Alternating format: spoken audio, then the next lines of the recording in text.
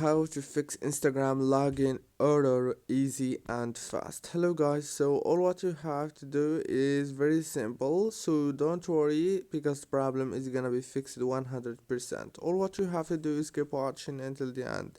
First step you have to do is open Play Store and then go to the top here and search for Instagram like this, and right here if you found this update option, all what you have to do is click on it to update your Instagram.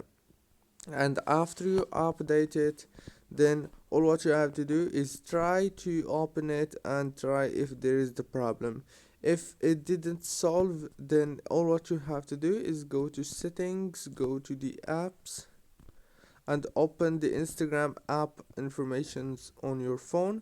Click here on force stop and go down to the storage and click here on clear data and clear cache, and then restart your phone, reopen Instagram, and congratulations, the problem must be fixed.